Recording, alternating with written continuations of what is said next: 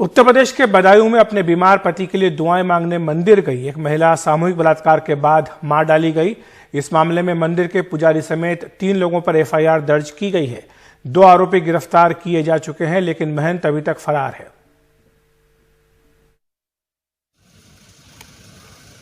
वो अपने बीमार पति की सेहत और जिंदगी के लिए दुआ मांगने मंदिर गई थी। गैंगरेप के बाद मार डाली गई। शाम 5 बजे निकली, 7 बजे तक नहीं आई तो बेटे ने फोन किया, फोन बंद मिला। रात 11 बजे मंदिर के पुजारी 2 साथियों के साथ उसकी लाश उसके घर छोड़ के चले गए। तुम्हारी माँ किसने मारी? उन्होंने मारी है, डाल के गए, उन्होंने मारी है। मतलब बाबा ने? तो जे पहले जाती थी बाबा के पास? पूजा करने जाती थी, पहले जाती थी। तो जैसे रात के 11 बजे, तो किस टाइम से पूजा करने वहाँ गई? शाम को गई थी। क्या बजे लगभग? 5 बजे। अगली सुबह घर वालों ने इलाके के थाने में एफआईआर लिखवानी चाहिए, लेकिन थाना इंचार्ज ने नहीं लिखी। उनका कहना था कि महिला कुएं में गिर के मर गई है। एसएसपी के दखल से एफआईआर लिखी गई।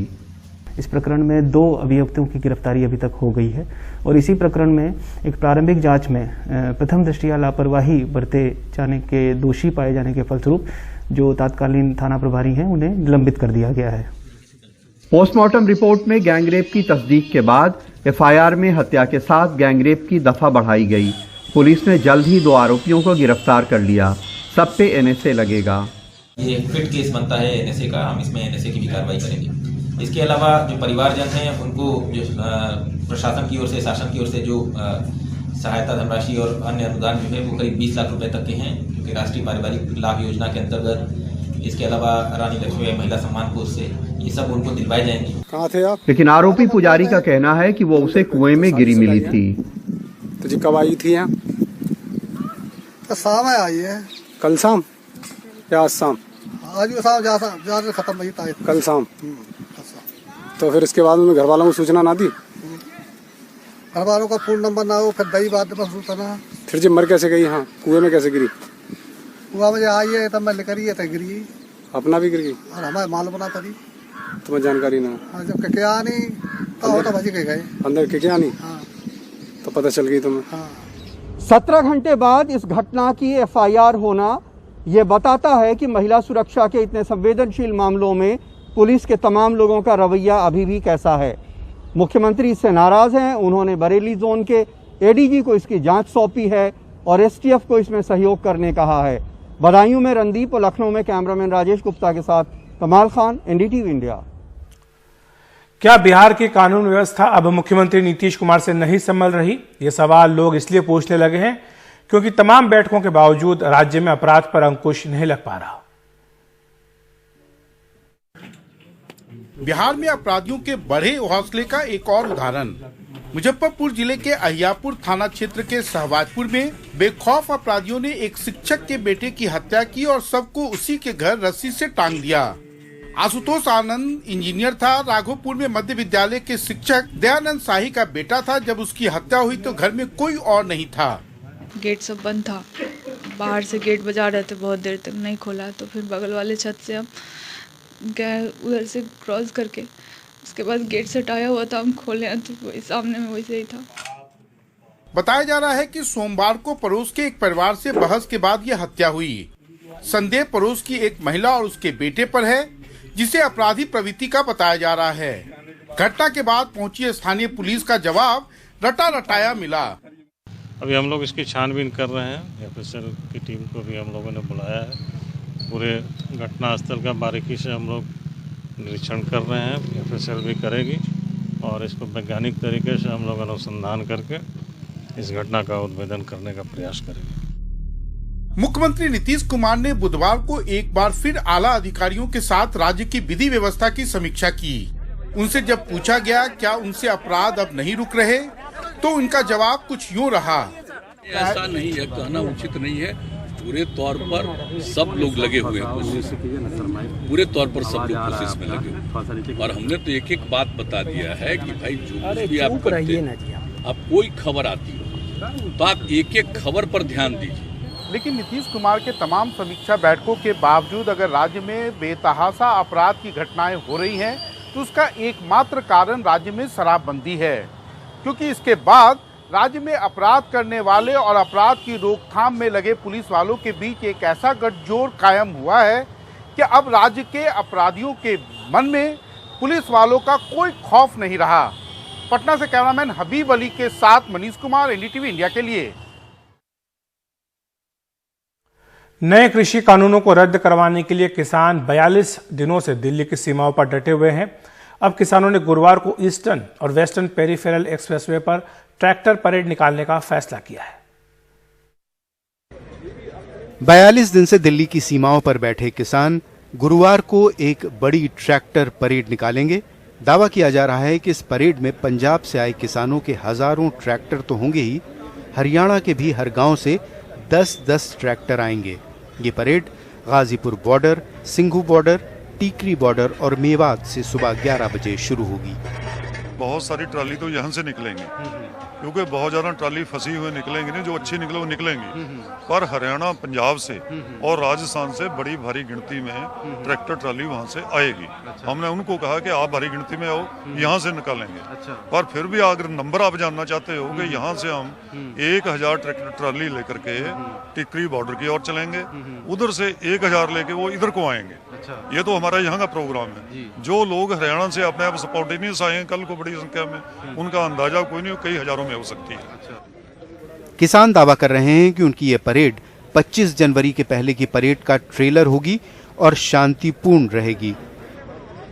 दिल्ली की सीमाओं पर किसान बारिश और कड़ाके की सर्दी जैसे मुश्किल हालात होने के बाद भी डटे हुए हैं।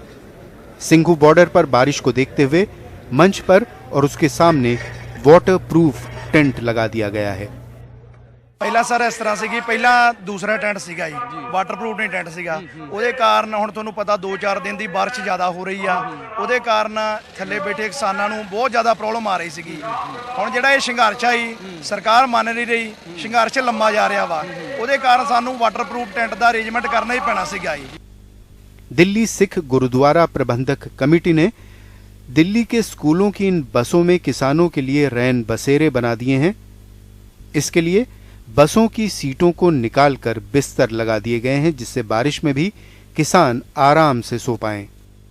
ये तकरीबन 17-18 गाड़ी हमारे स्कूलों की जो तैयार होके आई है इस टाइम। अच्छा। प्रॉपर सिस्टम जड़ा सीटों निकाल के। अच्छा। ये किसानों का जो आंदोलन चल रहा है जी, ये सब साझा समाज का काम है जी, सबका योगदान होना चाहिए जी जी। इसलिए जो हमारी कमेटी से आदेश आए हैं उन्होंने सारा ये अच्छा सिस्टम करवाया गया। तो आपने पूरी सीटों को निकाल दिया है? पूरी सीटों को निकाल दिया। अच्छा। निकाल के वो स्कूल में रख दी है, फिर जब लगा लेंगे बाद में जाके। सड़क पर 1 महीने से खड़ी ट्रॉलियों के आसपास फॉगिंग की जा रही है, जिससे किसान बीमारी से बच सकें। चांदनी चौक के कारोबारी बलविंदर सिंह अपने बेटे और स्टाफ के साथ किसानों के जूते पॉलिश कर रहे हैं। लंगर पानी बहुत चल रहा है, ट्राली की ट्राली भर के आ रही पंजाब से, हरियाणा से। कोई कमी नहीं किस चीज़ की, यहाँ पर खाने पीने की कोई कमी नहीं है। अगर 6 महीने साल भी बैठे रहेंगे ना तब भी कोई प्रॉब्लम नहीं है यहाँ पर। तो फिर मैंने मन में ये आया कि वहाँ पॉलिश की सेवा की जाए, क्योंकि वहाँ ये चीज़ें जो है ना है नहीं, सेवा अलग से की जाए। तो वो सेवा हम गुरुद्वारे से करते ही आ रहे थे, तो फिर हमने सामान इकट्ठा करा दिल्ली से, इकट्ठा करके सामान फिर आए हैं। परसों मेरी वाइफ आई थी साथ में। अच्छा। तो फिर वो आज बेटा आया साथ में। अच्छा। तो 1 by 1 ऐसे करके आ रहे हैं जी करके सेवा। इन सब के बीच अब 7 जनवरी की ट्रैक्टर ट्रॉली परेड पर सबकी नजरें हैं, कहीं किसानों और सरकार में एक बार फिर टकराव देखने को न मिले। नई दिल्ली से कैमरामैन सचिन गुप्ता के साथ मुकेश सिंह सेंगर की रिपोर्ट, एनडीटीवी इंडिया। किसानों के प्रदर्शन को लेकर आज सुप्रीम कोर्ट ने चिंता जताई है। मुख्य न्यायाधीश जस्टिस एस ए बोबडे ने कहा कि किसानों के विरोध के बारे में स्थिति में कोई सुधार नहीं हुआ है। हम सभी मामलों पर एक साथ 11 जनवरी को सुनवाई करेंगे। किसानों के प्रदर्शन और कृषि कानूनों को चुनौती देने वाली सभी याचिकाओं पर सुनवाई की जाएगी। इस दौरान अटॉर्नी जनरल ने कहा कि अभी बातचीत चल रही है, इसलिए कोर्ट को इस मामले की सुनवाई टाल देनी चाहिए। इस पर मुख्य न्यायाधीश ने कहा कि हम हालात को समझते हैं, हम चाहते हैं कि बातचीत से इस मामले को सुलझाया जाए।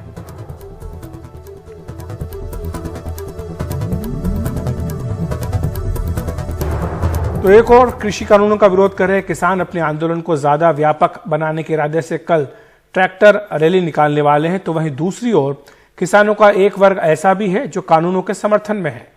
अखिल भारतीय किसान संगठन के नेताओं ने आज कृषि मंत्री नरेंद्र सिंह तोमर से मुलाकात कर इन कृषि कानूनों को ऐतिहासिक बताया।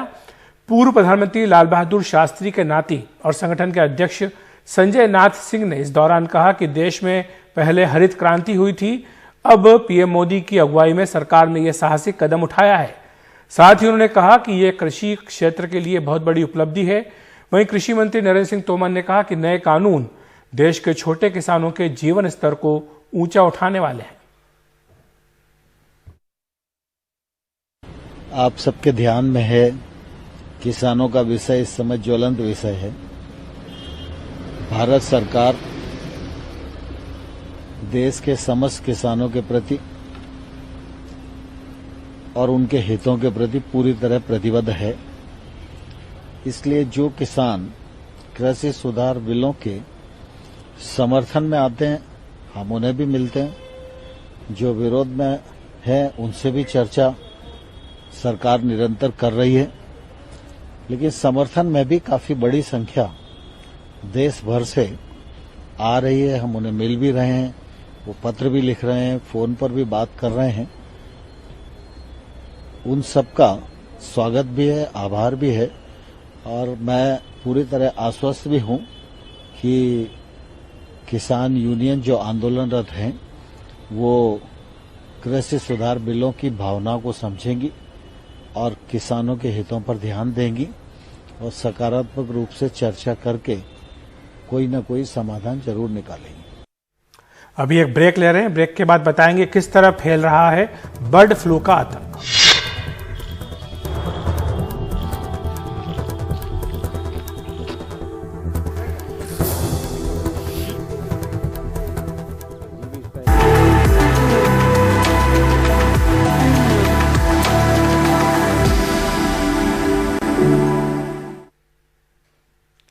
देश में कोरोना के 2 टीकों को मंजूरी देने के बाद सरकार अब व्यापक टीकाकरण अभियान की तैयारियों में जुट गई है।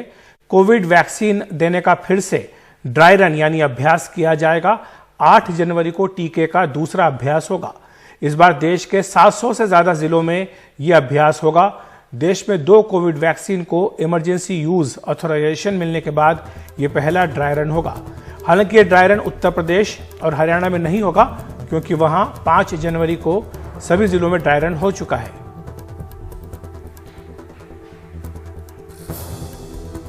देश के 4 राज्यों हिमाचल प्रदेश, मध्य प्रदेश, केरल और राजस्थान ने बर्ड फ्लू के मामलों की पुष्टि कर दी है। पिछले 10 दिनों में भारत के कई राज्यों में लाखों पक्षी मरे हुए पाए गए थे। अब संक्रमण फैलने से रोकने के लिए कई राज्य भी अलर्ट पर हैं। केरल में पिछले दिनों करीब 12,000 बतखों की मौत हुई, जिसके बाद वहां करीब 36,000 बतखों को मारा जा चुका है। कर्नाटक और तमिलनाडु भी सावधानी बरत रहे हैं। वहीं हिमाचल प्रदेश के कांगड़ा में 24,000 से ज्यादा प्रवासी पक्षी मृत पाए गए। हरियाणा में भी 10 दिनों के भीतर 4 लाख से ज्यादा मुर्गों की मौत हुई है, लेकिन अभी वहां बर्ड फ्लू की पुष्टि नहीं हुई। केंद्रीय पशुपालन मंत्री संजीव बालियान ने एनडीटीवी से कहा कि बर्ड फ्लू को देखते हुए सरकार सभी जरूरी कदम उठा रही है। साथ ही उन्होंने कहा कि चिकन और अंडों को उबाल कर खाएं तो वायरस खत्म हो जाएगा। मेरे साथ केंद्रीय राज्य मंत्री संजीव बालियान है। पहला सवाल यह है कि एविएशन फ्लू का जो खतरा है वो कितना बड़ा है, कितने राज्यों में फैल चुका है? देखिए, एवियन इन्फ्लुएंजा की अभी तक ऑफिशियल रिपोर्ट 4 प्रदेश से आई है। उनमें भी माइग्रेटरी बर्ड्स या राजस्थान में कौवे, इनमें ज़्यादा आई हैं। शायद कुछ रिपोर्ट डक्स की केरल से आई हैं, लोकलाइज्ड हैं। और 2006 में पहली बार एवियन इन्फ्लुएंजा हिंदुस्तान में आया था। 2015 से तो हर वर्ष 15, 16, 17, 18, 19, 20, 21 हर वर्ष सर्दियों के दौरान एवियन इन्फ्लुएंजा के केसेस आते हैं। तो ये लोकलाइज है, अभी तक कोई बहुत ज़्यादा कहीं स्प्रेड के कोई संभावना अभी तक दिखाई नहीं दी है। उसके बावजूद हमने कंट्रोल रूम बनाया है, प्रदेश के लगातार टच में है। जो भी प्रिवेंटिव मेजर्स सरकार ले सकती है वो लिए जा रहे हैं। आम लोगों के लिए किस तरह की एडवाइजरी है, क्योंकि एक आशंका भी है लोगों में कि कहीं इसका ह्यूमंस में स्प्रेड तो नहीं हो सकता? देखिए, जूनोटिक डिजीज है, लेकिन अच्छी बात यह है कि 2006 से आज तक एक भी केस एवियन इन्फ्लुएंजा का ह्यूमन में हिंदुस्तान में रिपोर्टेड नहीं है।